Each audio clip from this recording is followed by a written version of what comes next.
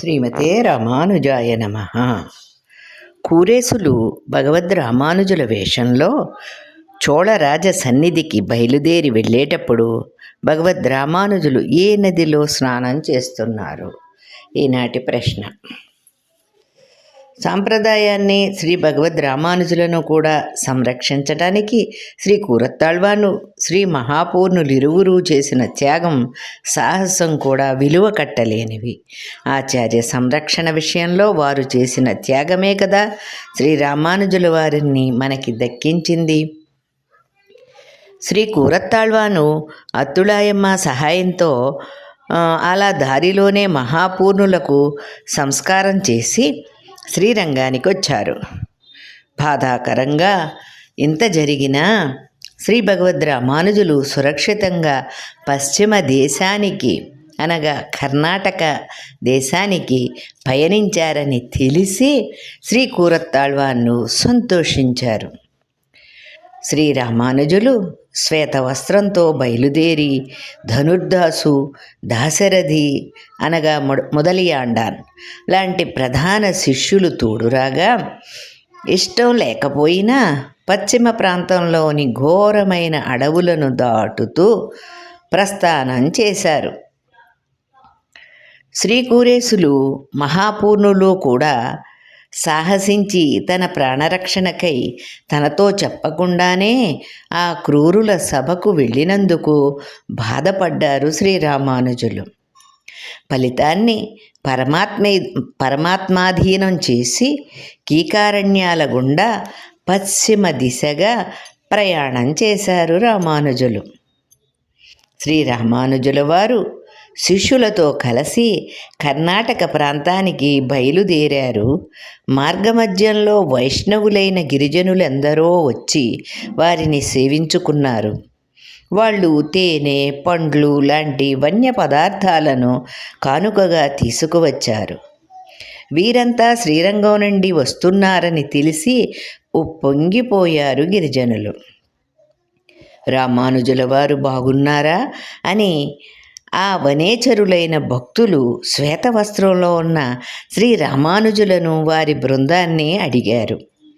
ఈ అడవులలో సంచరించే మీకు రామానుజుల గురించి ఎలా తెలుసు అని వీరు ప్రశ్నించారు. మాకు నల్లాన్ చక్రవర్తి అనే ఆచార్యులు పంచసంస్కార దీక్షను ప్రసాదించారు. అప్పుడు మాకు హితోపదేశం చేస్తూ ఎంబెరుమానార్లు మీకు పరమాచార్యులు, వారి పాదాలనే రక్షకమని నమ్మి ఉండండి అని చెప్పారు. అప్పుడు భగవద్రామానుజులు వీరే అని శిష్యులు పరిచయం చేశారు. ఆ గిరిజనులది చెదరని గురుభక్తి. అనుకోకుండా ఎదురైన అదృష్టానికి అవధులు లేని ఆనందాన్ని పొందారు వారంతా. ఆ అడవులన్నీ వెన్నెల పూచినట్లయింది. భగవంతుడికి ఆ గిరిజనులంటే ఉండే ప్రేమను శ్రీరామానుజులు ఆశీర్వదించి ముందుకు సాగారు. ఇలా అరణ్య ప్రాంతాలలో కూడా ప్రేమపూరితమైన రామానుజుల వైభవం వ్యాపించింది. అరణ్యవాసులైతేనేమి, భగవద్ రామానుజులను గుర్తించి వారనుగ్రహాన్ని పొందిన ఆ గిరిజన భక్తులు ఎంతో ధన్యులు కదా. ఈ కొంగు పిరాట్టి అనే ఒక స్త్రీ కర్ణాటక ప్రాంతానికే చెందిన మహిళామ తల్లి. ఒకప్పుడు ఆమె నివసించి ఉండే ఆ ప్రాంతంలో చాలా కాలం వానలు కురవలేదు.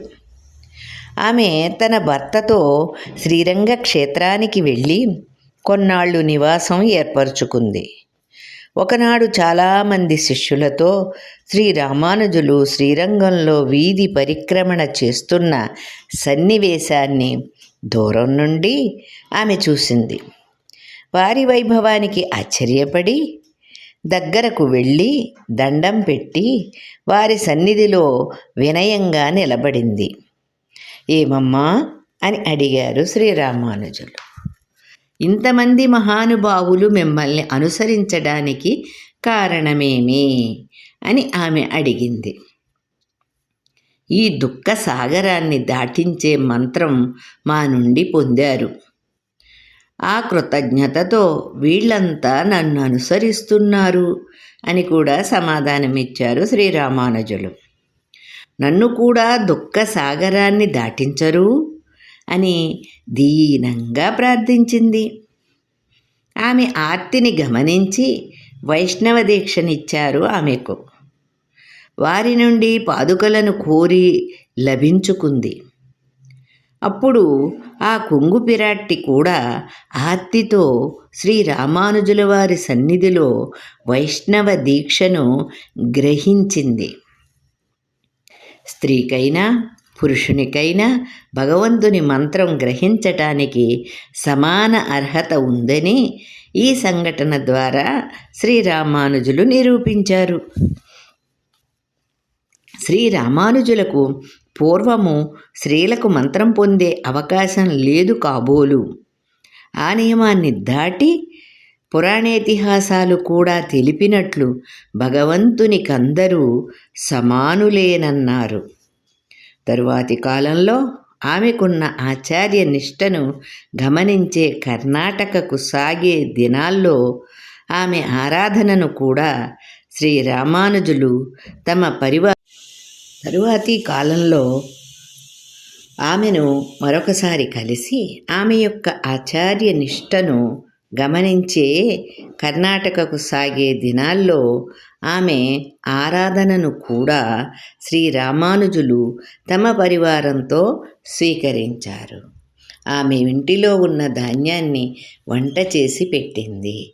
అదే కాకుండా, ఏమమ్మా ఇంటికి అవసరమైన ధాన్యం ఇలా వాడేశావు అని మీ యజమాని అడిగితే ఏం చెప్తావు అని అడిగితే, ఇక్కడ మీకు పెట్టిన ఈ ధాన్యం పరమపదంలో నిత్యం నిలబడే ఉండే పంటగా నాకు ఉంటుంది. అందుకే నేను మీకు తది ఆరాధన చేశాను అని ఆమె స్వామి భక్తిని, ఆచార్య నిష్టను స్వామితో తెలిపింది. పై ప్రశ్నకు సమాధానం. కూరేసులు భగవద్రామానుజుల వేషంలో చోళ రాజ సన్నిధికి బయలుదేరి వెళ్ళేటప్పుడు భగవద్రామానుజులు కావేరీ నదిలో స్నానం చేస్తున్నారు. మరికొన్ని విషయాలు తర్వాతి భాగంలో తెలుసుకునే ప్రయత్నం చేద్దాం. సుశీలారాణి, రామానుజదాసి.